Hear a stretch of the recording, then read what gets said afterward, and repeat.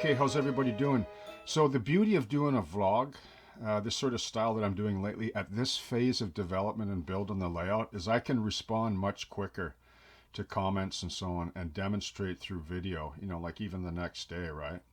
In answers to questions and so on. So if some of you are wondering, you know, how I've changed up my style, that's just the nature of the channel. Tutorials are completely different. There will be sort of tutorial type stuff, but doing this vlog style is much easier on me. It's beneficial to the community, and it allows me to actually model, right? I don't get bogged down in post-production, okay? So I want to deal with this particular question right here for those of you that, you know, are on a need-to-know basis or are wondering. So how do I hook up my feeder wire and my droppers, in this case, to my bus? Okay, so in this case, this wire, as you can see, it's color-coded: red, positive, black, negative. This is 12 gauge solid copper wire, okay? This is 18 gauge hookup wire, which is stranded, but I tin the ends as I've shown earlier, right? And then what I do is I pigtail them around the solid copper wire here, and I solder them, okay? So how do I open up this sleeve here? I'll show you with this drawing quick, okay? So what I do is I crimp with a set of these. Make sure you always crimp with the right one. In this case, it's the second one in from the right. You won't cut into the copper. Some might want to maybe put a mark of paint on there or something. So for, in this case, 12 gauge, it's the second one in from the right for crimping, right? And you'll always cut through the sleeve nice without putting a nick on the copper. So once you cut through here and cut through here, just take your knife and just put a slit down the sleeve and just peel it off with your fingernail or whatever. It comes, it's really easy, right? Okay? To expose what you see here is the copper. So then I pigtail the wire around and then I solder it. Now what I do is I don't use my soldering pencil, which is right now perfect for rail, for soldering turnouts at 30 watts. 30 to 40 watts is good for soldering turnouts and rail and dropper wire. But when you're going to heat up this heavier gauge, which is a good argument for using lighter gauge, I get that. Because you don't need 12 gauge. You know, you can get away with 14 or even 16 if you want. But I like to use the heavier stuff, and I happen to have some around. So I pigtail the pre-tinned dropper or hookup wire, you know, which would be tinned with solder and fairly stiff, but it'll wrap around nice. So that way when I activate it with paste, it seeps out. Like, you'll always have penetration in the stranded section of the drop wire, right? Over the copper. So I like to use a gun.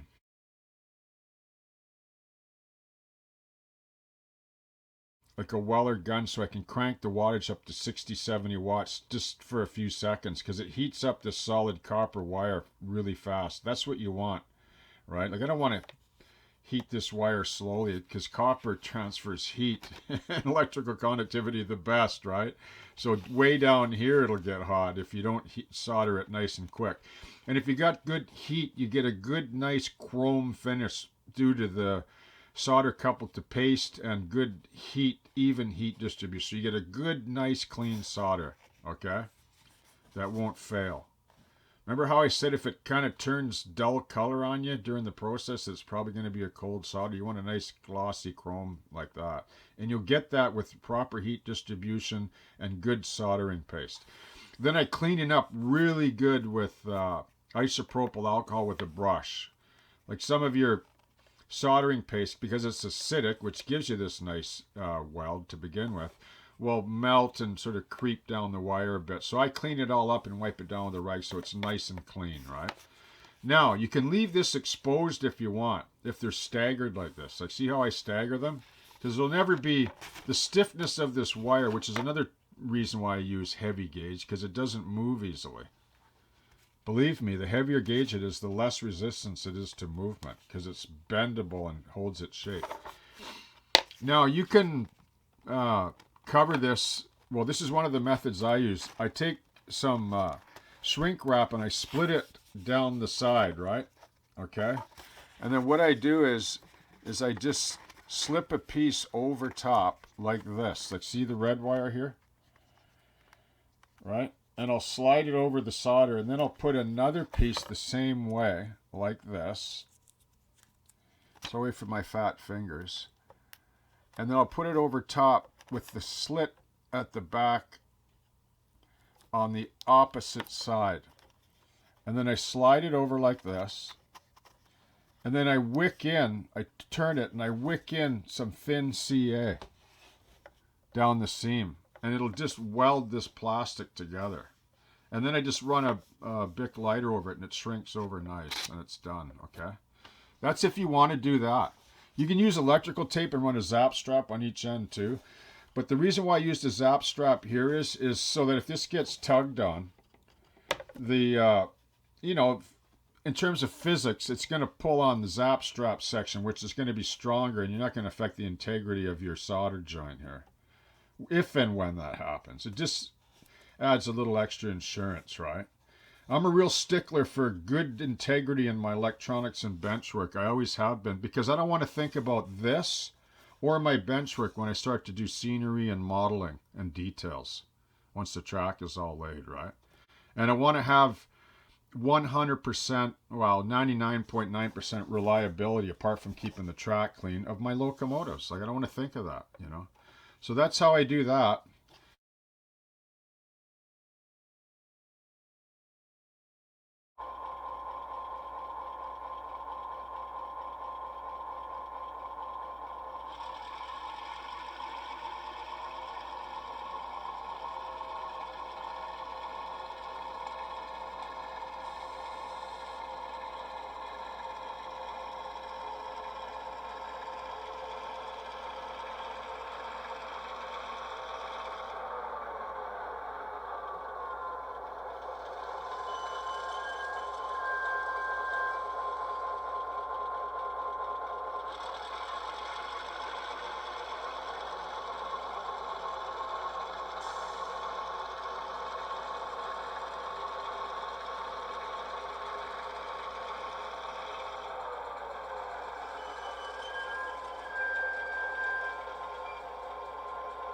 Okay, so what about the power routed frog, which is this yellow wire here? Okay, so all my turnouts are already pre-wired like this, right? So I won't be hooking up this wire yet because I haven't installed my switch machines yet, which this will go to, like, you know, a switch, right, to change the polarity for power routing. But in the meantime, I don't need to power route this frog in order to run my locomotives, because they'll run fine across the dead frog. Because remember how I showed you how I wired both ends of the turnout, like the approach where the points are, and then the two diverging routes are all wired. There's 6 power wires coming off down to the bus here. And then some of these are insulated, some are not, but then there's more droppers further down and before. So I like to wire, you know, every 2 or 3 feet I wire, and then I fully wire all my turnouts. So when this locomotive comes up to the frog like this, it's running, and it crosses onto the dead frog there between these 2 clear pins here. I still have power here, right? Because I'm wired into the bus, right? Even if this turnout is fully isolated with insulator joiners, even though this locomotive would be sitting on this tangent track is wired, so it's got power. And even if it crosses over the insulators, it's still got power on the turnout right here. See? That's why I do that. So the turnout's always hot. Okay? Now, as you can see here, you can see the gap in the rail. You can see one there and one there. So that frog is dead. But I'm picking up power now on this side of the turnout because it's wired hot too, right?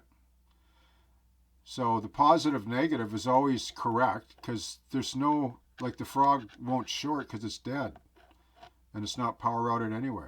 So as soon as I keep rolling, because I'm picking up power here and here, I still get power on the turnout here.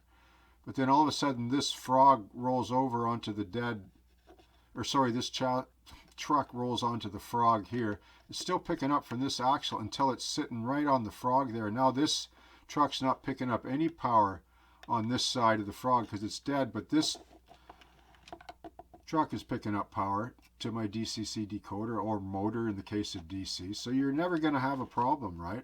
Especially if your wheels are clean, which often we all do it. We all forget that. You know, we're busybody, clean the track, pull the track cleaner all the time, but we never clean the wheels on our locomotives. You notice that?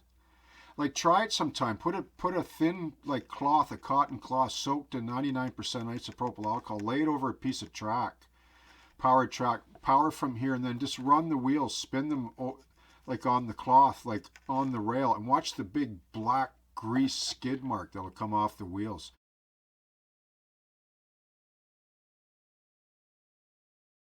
If you keep your wheels clean, especially with DCC and even furthermore with Keep Alive, you'll never have a problem with your locomotive stalling anywhere on a turnout, even if it's got a dead frog.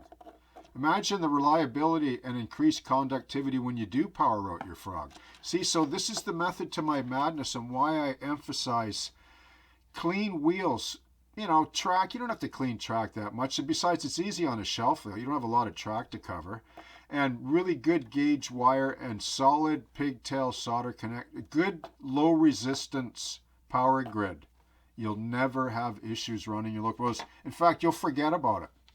You won't even notice it, right? And then you'll have to pinch yourself and say, wow, I've had some months and months of good operation here. What's going on? Oh, right. I really took the time to apply all my skills and craftsmanship to the bench work and the wiring. Now I can have fun.